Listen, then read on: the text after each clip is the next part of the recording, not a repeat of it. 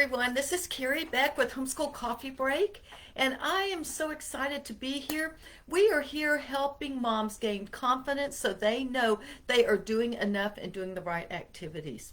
So today we are starting out a new year. This is January 2nd of 2023. And so first of all, I just want to say Happy New Year. It's exciting to start a new year, to sort of look back on what has happened. And I've been doing a lot of reflection on what has happened in the past year, both personally and business-wise today. I was going back and looking through some of my goals for our business last year, but also I know it's really important because when we would start a new homeschool year, I wanted to make sure that we had done the things we needed to do and we were moving forward where God wants us to be.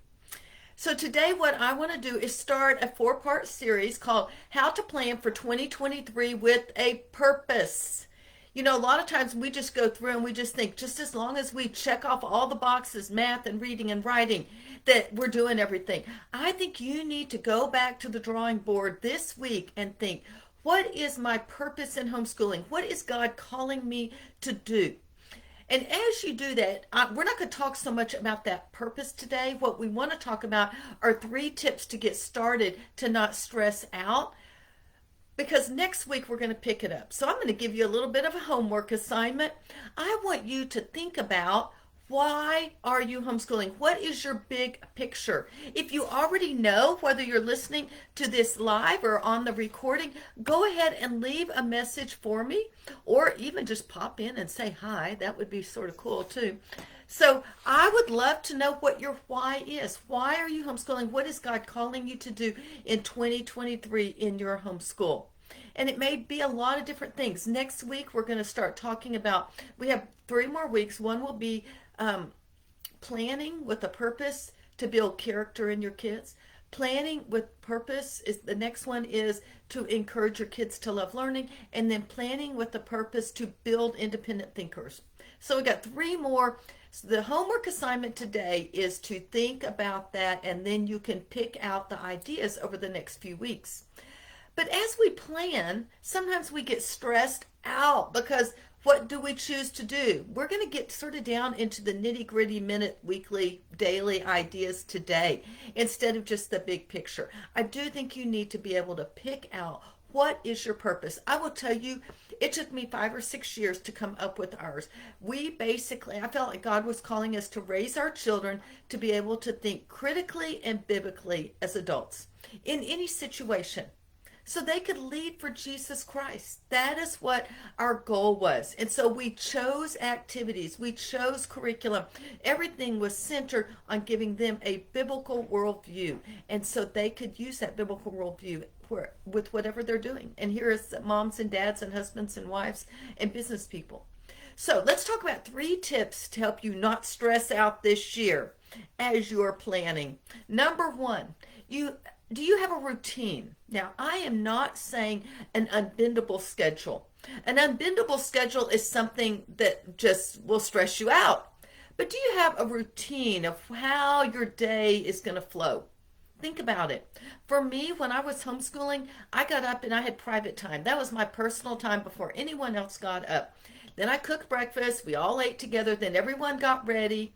And then we had homeschool for the morning time. And then we ate lunch. And if they had anything left that they needed to do, they could do it on their own, pretty much. Now, I know some of you have little kids. We're going to talk about little kids at the very end. Well, older kids and little kids, in ways you can alternate. But do you have a routine? That was sort of our routine, because I use the afternoons for me to work on our businesses as well. It's sort of a daily flow. The thing that's very important about this, when you create a routine, is you do not copy someone else. You need to do what's best for you. You do not need to be comparing. And if you're on the video, you can see you don't need to be using this phone and looking at all the social media, because all you do is get frustrated, stressed out. They're showing you their perfect day, and there is no perfect day if we're really honest. Don't compare yourselves to others. If you start out 2023 realizing that you need to just go to God and find out what He is calling you and your family and your homeschool to, you'll be a lot better off. You can still use social media to find information, or Pinterest, or whatever it is. But I really will encourage you to start off this year not comparing yourself. If you lack confidence, you might be comparing yourself to everyone else, and that just doesn't work. See what is best for your family. All right, talk to your husband and find out what he says. If you have older kids, talk to them and let's see how they should have a say in what's going on. If they're 13 and up, I would say even younger kids, but at least teenagers should have a say in how things are going. We're going to talk about that too. All right, so number one is routines. Number two, time management tools.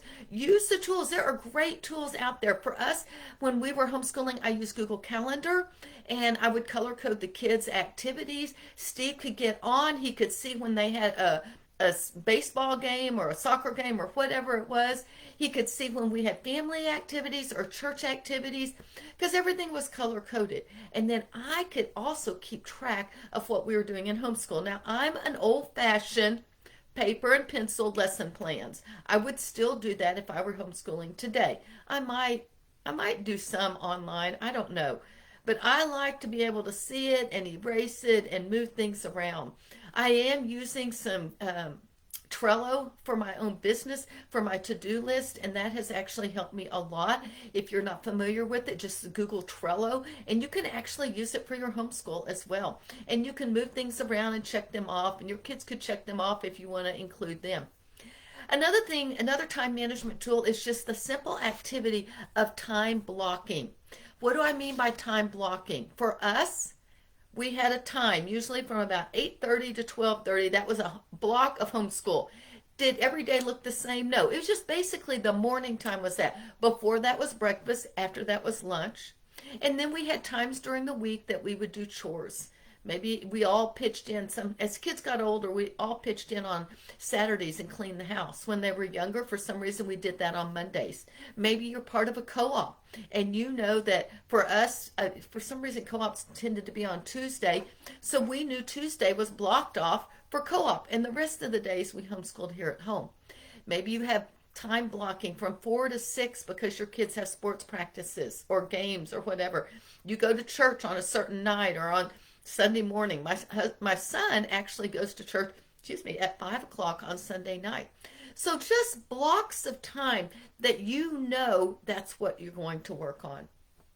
If you're working at home, maybe you time block the morning for homeschool and the afternoon or evenings or before homeschool for your work. I don't know what type of work you do, but that would be a really easy way to sort of keep track of it all. And then finally, timers. Timers are great. I use timers. I use Pomodoro method, which is 25 minutes of work, 5 minutes, get up from the computer and go do something else. And sometimes that's clean the bathroom or empty the dishwasher. Sometimes that 5-minute break is prayer. Could you use that in your homeschool? Maybe your kids are old enough to be able to work for 25 minutes straight and then we all take a 5-minute break. For us, we did our family time for an hour. They worked for about an hour, and by then it was around 10 or 10:30, and then they had a 15-minute recess. They went outside, and I had peace and quiet in the house. And then I had a snack for them when they came in. So we did use timers. For your kids that aren't motivated or getting stuck or something, you might use a timer. If your kids are not getting their work done because it's just dragging on, I would use very short timers for them.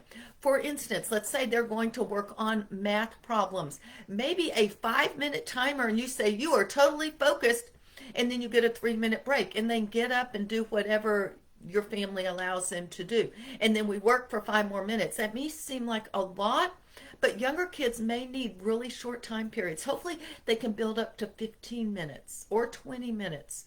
But put a timer on so they stay focused because really even a 5 or 6-year-old can do something for 5 minutes and then expand it to 10 and keep it expanding. But that timer helps them know. And it's up to you. You could reward them for staying focused or you could have a consequence if they don't stay focused. I would always start with the rewards and the benefits before I move to the discipline. So if y'all have other ideas or other tools for time management, please leave it as a comment wherever you are listening this. I would love to see what you have to say as well. Oh, there's Laura. I keep trying to get to comments.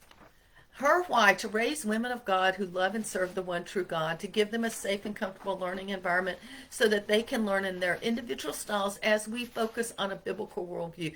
That is so awesome. Yes.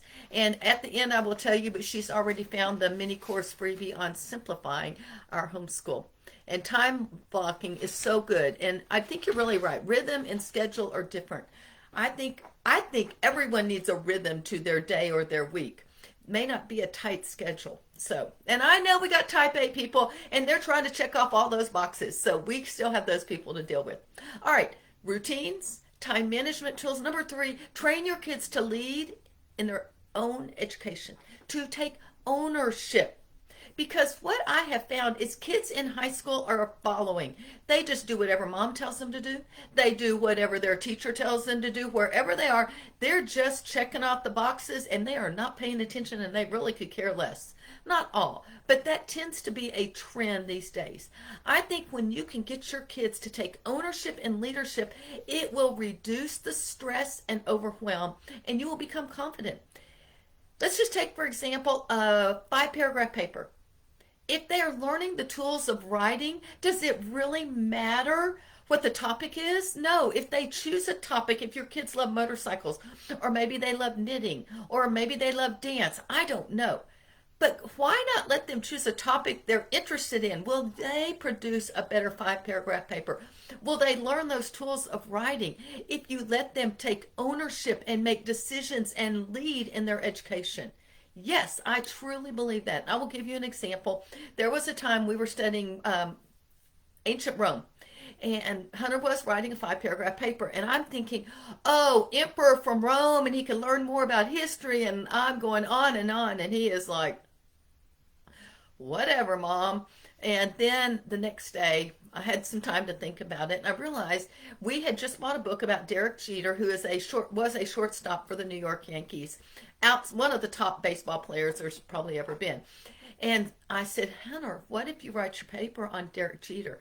Well, his eyes lit up. He knew he'd get to read the book that he was interested in. And we actually tied it in with some physics of baseball and science of baseball and all sorts of things. He was so much more interested than if we had done what I had chosen, Roman emperors, which he would probably find it interesting today. But as a 10 or 11-year-old, baseball was a lot more important. So let them make decisions, let them take leadership and ownership. I believe when you do this, it encourages your kids to be motivated to learn because they are participating in decision making. They feel like they get to make some decisions, and it's not mom just dictating all the time. I've got a whole section later on this month. I'm going to be giving a free masterclass, 4 Steps to Raising Christian Leaders, and we'll be talking about ownership and leadership with teens as well. And I'll get that link out to you when it's ready for registration. So I really think teens, especially teens, need to be making decisions. I will give you another example. Ashley did not finish Algebra 2. She went on to get a college degree. She never took the SAT or ACT. She went on to get a college degree in a year and a half and then got her teaching certificate here in Texas and taught at-risk kids. Gentry, she did her math, but she did not like math at all. And so she did, I think, take an SAT or an ACT. And she ended up choosing to go to a junior college and then to Texas A&M. So they did things differently. And I allowed them to make decisions. They both wanted to take an astronomy class in high school. So on their transcript, one of their sciences for a semester was astronomy. That's because I wanted them to lead in their education. Finally, let's talk about little kids. You're like, okay, you're talking about all the old kids. What can we do with little kids? And you're right. They could still make some choices. And I think it's important that we give them decisions to make, even as little kids, so that they learn how to make decisions. But I think what we can do, you and me, we can share our expectations for the day. And what I did was give them a weekly plan. So we had columns for every day, and then I just listed underneath what I expected them to get done. It wasn't 25 things. It might be read these pages in your history book, or write these sentences in copy work, and do this page in math, or watch a video, or we're going to do a science experiment. So I was just listening, and then they knew what I expected of them, and then they could work a little more independently, which is, I think, really important, raising our kids to be independent learners. So routines, time management tools, and training our kids to lead in their own education. Now, I already mentioned what Laura had found. I have a mini course. It is How to Simplify Your Homeschool. And I think this is the perfect time to do it because you're going to get some ideas on getting ready for 2023 and simplifying and giving yourself confidence in homeschooling. So there is a link in the description wherever you are listening or watching this. It is a 3-part video course. So what happens is you will sign up and you'll be emailed part 1, and you'll have a day to work on watching that video, and there's a workbook for each page for each day.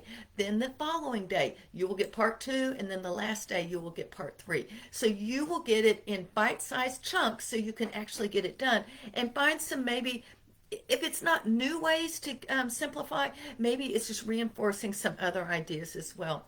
But Lisa says, is 4th and 5th grade too young to begin to make their own decisions in school? It really depends on your child, I think. And I don't know if I said your name right, Melissa, but I really think it depends on your child. If you have trained them or encouraged them to make decisions for themselves, I mean, even like, what do you want for lunch? A ham sandwich or a peanut butter sandwich? If they're used to making those decisions, I say yes, let them make it. They don't have to, you don't have to give them every subject you're trying to cover, but choose maybe one thing and let them do it. I think especially 4th and 5th grade, science is a great place. Just find out what they're interested in and then go to the library and let them get books to read and find a book that has some science experiments, and once or twice a week do some science experiments. And you can even write out, what they can do a notebook page and write what they're learning about. That would be something where they choose. And I let my kids in elementary school, I let them choose the topics. I mean, we would go back and forth. Another thing is what book to read. Maybe there's certain books you want them to read, and so you alternate. Here's a book you're going to read that goes along with history. And then your next book, you get to choose. Now, you have to, I don't know what everyone's parameters are on reading or movies or any of that, but make sure it's all within whatever goes along with your family values. So I do think there are ways you can begin to let them make decisions, and the more they make decisions, the more comfortable they make, and then you have the opportunity to help them make wise decisions about it. And as they are even reading a book that's a 4th or 5th grade level, and I will give you one, Pippi Longstocking. I read Pippi Longstocking as a 5th grader. I was not a reader. I didn't like to read. I liked Pippi Longstocking. When Ashley got to be around 4th or 5th grade, I was like, hey, here, let's read this book. And she just kept saying, no, no, no. She was reading parts of it. Finally, I sat her down and I found out. I was like, why don't you like it? She goes, because Pippi Longstocking lies and we're not supposed to lie. Oh, tell me about it. I was like, well, I'm learning lessons from my 4th or 5th grader. And so I said, okay, fine, let's not do it. It was going against the values we had taught her. So there are a lot of things that went on there. She got to then make a choice about the book she wanted to read. I learned a lot about how she was making choices. And we had a chance to talk about biblical worldview, characters, because I do think there is a time and place that you read books that go against God's design. For instance, reading about ruthless, like some of those emperors back in Roman time period. There's a time and a place, maybe with older kids, that you do it, and then you talk about, did this person act in a biblical way? If not, how would God want us to act if we were that person? So I think there's a lot going on there. I sort of talk all about that in our leadership workshops that we'll be doing later on in the month. So I hope that answers your question a little bit.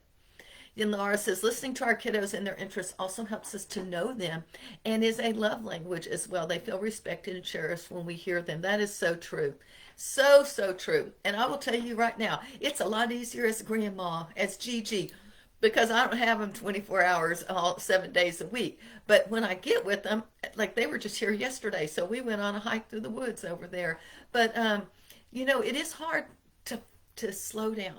And so I would just encourage you, as we finish out today, slow down and first listen to God. and see what his calling for you is.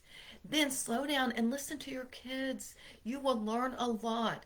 And sometimes the frustration you are feeling is because you're just trying to put them a square peg in a round box. And you're trying to have them learn in ways that just don't really go with the way that they think, the way that they feel. And so I know there are times we just need to move forward, but a lot of times we can alter just a little thing here or there, like what book you're going to read or what you're going to write about, and you will get a lot more out of your kids. So, all right. Thank y'all so much for spending time with me. I will look forward to talking to you next week. We will talk about planning our 2023 to build character in our kids, and think about from now until then, what is your big why? What do you feel like God is calling you to do in your homeschool this year? So I'm Carrie Beck with Homeschool Coffee Break. Talk to you later.